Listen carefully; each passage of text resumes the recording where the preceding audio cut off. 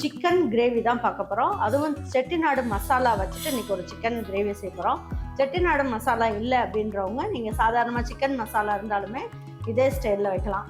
அதுவும் இல்லை அப்படின்னா குழம்பு மிளகாத்தூள் இருந்தால் குழம்பு மிளகாத்தூள் போட்டு அதோட கரம் மசாலா பொடியெல்லாம் போட்டு நீங்கள் செய்யுங்க. அதுவும் நல்ல டேஸ்ட்டாக இருக்கும். வாங்க இதை எப்படி ஈஸியாக செய்யலாம் அப்படிங்கிறத வீடியோக்குள்ளே போய் பார்ப்போம். நம்ம ஈரோடு அம்மாச்சி மசாலா வகைகள் எல்லாமே ஃபஸ்ட்டு குவாலிட்டி இன்க்ரீடியன்ட்ஸ் தான் பயன்படுத்துகிறோம்.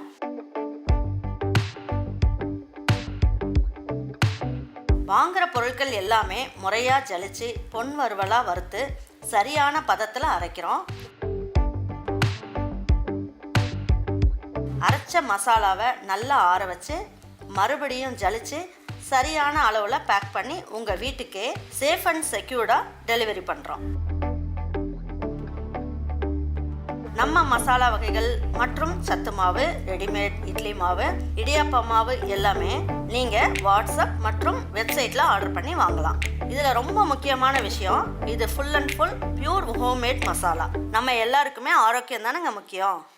பாருங்கள், இப்போ வந்து என்ன பண்ணலாம், இதில் 1.5 கிலோ அளவுக்கு சிக்கன் வாங்கிட்டு வந்து வச்சுருக்கேன். இந்த சிக்கனை இதில் சேர்த்துடலாம். நல்லா லெக் பீஸும் போட்டுக்கிட்டோம். அதுக்கப்புறம் மீதி எல்லாமே ஒரு 50 கிராம் இருக்க மாதிரி பீஸ் செஞ்சு எடுத்து வச்சுக்கோங்க. இப்போது இந்த சிக்கனுக்கு தேவையான அளவுக்கு உப்பு வந்து இந்த ஸ்டேஜ்லேயே சேர்த்துடலாம். சேர்த்துட்டு நம்ம என்ன பண்ணுவோம், இந்த டீஸ்பூனில் 3 ஸ்பூன் அளவுக்கு இஞ்சி பூண்டு பேஸ்ட் போடலாம். அப்புறம் கிரேவி செய்யும் போது 1 ஸ்பூன் அளவுக்கு சேர்த்துக்கலாம். அதனால் இது தனியாக இருக்கட்டும். இப்போது நான் என்ன பண்ண போகிறேன், இதுலேயே வந்து 2 ஸ்பூன் அளவுக்கு, அதாவது டீஸ்பூனில் வந்து கொஞ்சம் பெரிய ஸ்பூன் எடுத்துக்கோங்க. அதில் நல்லா இந்த மாதிரி நல்லா அப்படியே குவிச்ச மாதிரி எடுத்துக்கோங்க. 2 ஸ்பூன் அளவுக்கு எடுத்துக்கலாம்.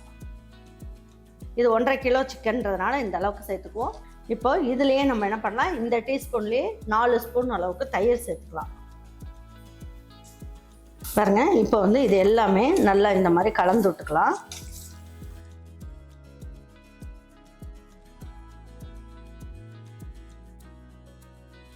பாருங்க, இதில் 1 ஸ்பூன் அளவுக்கு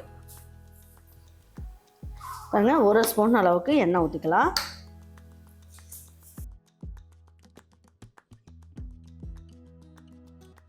இதில் கொஞ்சம் மஞ்சள் தூளும் சேர்த்துக்கலாம்.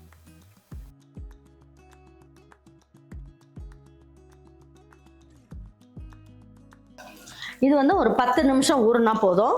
வாங்க இப்போ கிரேவி எப்படி செய்யலான்றதை பார்ப்போம். நீங்கள் நல்லெண்ணெய் கடலெண்ணெய் எது வேணாலும் ஊற்றிக்கோங்க. இது வந்து செக்கு நல்லெண்ணெய் தான். நம்மக்கிட்ட நல்லெண்ணெயுமே கிடைக்கிது. உங்களுக்கு வேணும், வாங்கி சாப்பிட்டவங்களுக்கு தெரியும் எப்படி இருக்குன்ட்டு. இது வேணும்னா வாங்கிக்கோங்க. பாருங்கள், இப்போ வந்து இதில் ஒரு 5 ஸ்பூன் அளவுக்கு எண்ணெய் ஊற்றிக்கலாம். பாருங்கள், நல்லா காஞ்சிடுச்சு. 1 ஏலக்காய், 1 பீஸ் அளவுக்கு பட்டை, ஒரே ஒரு அன்னாச்சி மொக்கு, 2 கிராம்பு, சோம்பு மட்டும் நம்ம அரைக்கிறதுல போட்டுக்கலாம். பாருங்கள், ஒரு 6 முந்திரி பருப்பு இதில் சேர்த்துக்குவோம். இதில் ஒரு 1/4 மூடி அளவுக்கு தேங்காய் துருவல் இதையும் சேர்த்துக்குவோம். சேர்த்துட்டு நம்ம என்ன பண்ணலாம், 1 ஸ்பூன் அளவுக்கு சோம்பு இதை மட்டும் சேர்த்துக்குவோம். இதை வந்து நல்லா நைஸாக அரைச்சிட்டு வந்துடலாம். 2 இனுக்கு அளவுக்கு கருவேப்பிலை சேர்த்துக்கலாம். இதில் 2 பெரிய வெங்காயம் கட் பண்ணி எடுத்து வச்சுருக்கேன், இதையும் சேர்த்துக்கலாம்.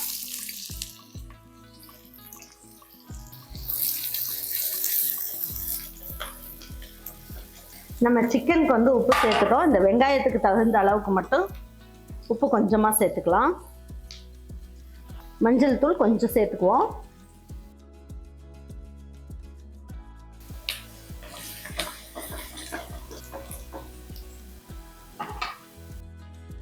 கொத்தமல்லி இலையோட காம்பு பகுதியை போட்டுக்கலாம். இலை பகுதியை எடுத்து வச்சிடலாம்.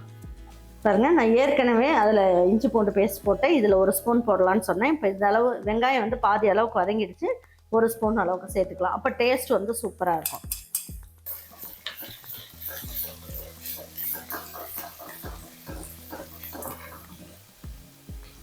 பாருங்க, வெங்காயம் வந்து நல்லா இந்த மாதிரி செவந்து வந்துருச்சு. இப்போ வந்து என்ன பண்ணலாம், இதில் 3 தக்காளியை பேஸ்ட் மாதிரி அரைச்சி வச்சுருக்கேன், இதையும் ஊற்றிக்கலாம். பாருங்கள், இப்போ வந்து நல்லா இது வதங்கட்டும். நான் ஏற்கனவே செட்டிநாடு மசாலா அதில் போட்டு நம்ம வந்து பிரட்டி வச்சுருக்கோம்.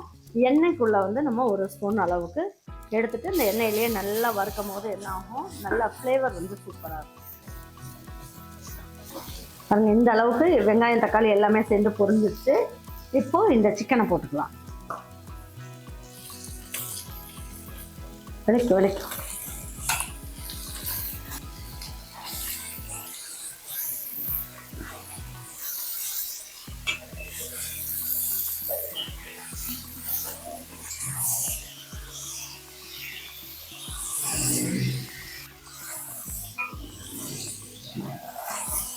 இப்போ அதை வதக்கிட்டு இருக்கோம் இல்லையா, இப்போ லேசாக வந்து மூடி வைப்போம்.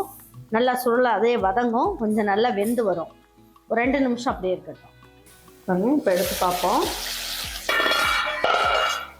நல்ல எண்ணெயெல்லாம் பிரிஞ்சு இந்த சிக்கனில் இருக்க கொழுப்பெல்லாம் கரைஞ்சி நல்லா வெந்துக்கிட்டு இருக்கு பாருங்க. சிக்கனே உள்ளுக்குள்ளெல்லாம் நல்லா மசாலா நல்லா உரைச்சி சூப்பராக இருக்கும். இந்த டைமில் என்ன பண்ணுவோம், நம்ம அரைச்சி வச்ச விழுது இதில் சேர்த்துடலாம். இந்த மசால் போட்ட உடனே நல்லா ஒரு வாட்டி நல்லா கலந்து விட்டுருவோம்.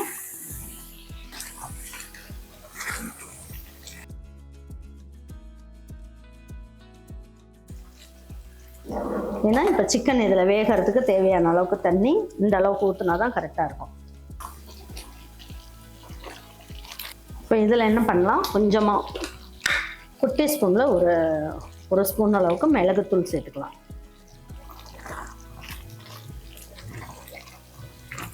இதில் ஒரு 2 பச்சை மிளகாயை முழுசாக போட்டுடலாம், நறுக்கெல்லாம் வேண்டாம், முழுசாக போட்டுடலாம். இப்போ தட்டை அப்படி வச்சு மூடி வச்சிடும். லேசாக ஓப்பன் பண்ணி ஒரு 5 நிமிஷம் வந்து ஹை ஃப்ளேம்லேயே இருக்கட்டும். 2 நிமிஷம் வந்து ஸ்லோ ஃப்ளேமில் வச்சுட்டு எப்படி இருக்குன்றதை பார்க்கலாம். தேவையானது எல்லாமே நம்ம இதில் சேர்த்துட்டோம். உங்களுக்கு உப்பு மட்டும் பார்த்துக்குங்க, பார்த்துட்டு தேவைன்னா சேர்த்துக்குங்க. நான் போட்ட உப்பே கரெக்டாக இருக்கும். பாருங்க, சூப்பரான சிக்கன் வந்து நல்லா ஜம்முன்னு ரெடி ஆகிடுச்சு பாருங்க. நல்லா சூப்பராக ரெடி ஆகிடுச்சு பாருங்க.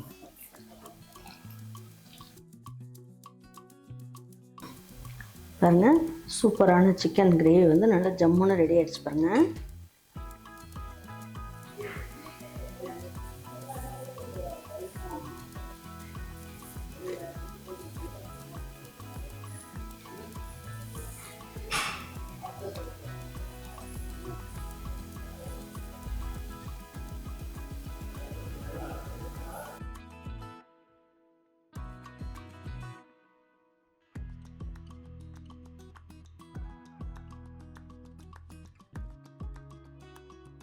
இந்த சிக்கன் அப்படியே கடிச்சிங்கனாலே அப்படியே வாயில் போட்டால் கரைஞ்சி போகிற மாதிரி இருக்கும். அந்த அளவுக்கு ரொம்ப நல்லாயிருக்கு. உள்ளுக்குள்ளே எல்லாமே பார்த்திங்கன்னா நல்லா உங்களுக்கு வந்து நல்லா ஊறி ரொம்ப நல்லாயிருக்கும். சக்கையாக இல்லாமல் ரொம்ப நல்லாயிருக்கும். கண்டிப்பாக நீங்கள் உங்கள் வீட்டில் இருக்கவங்களுக்கு இதே மாதிரி ட்ரை பண்ணி பாருங்கள். ட்ரை பண்ணி பார்த்துட்டு உங்கள் வீட்டில் இருக்கவங்களுக்கு பிடிச்சிருந்ததுன்னா லைக் பண்ணுங்கள், ஷேர் பண்ணுங்கள், சப்ஸ்கிரைப் பண்ணுங்கள், மறந்துடாமல் கமெண்ட்ஸ் பண்ணுங்கள். தேங்க்யூ ஃபார் வாட்சிங் ஈரோடு அம்மாச்சி சமையல். தேங்க்யூ.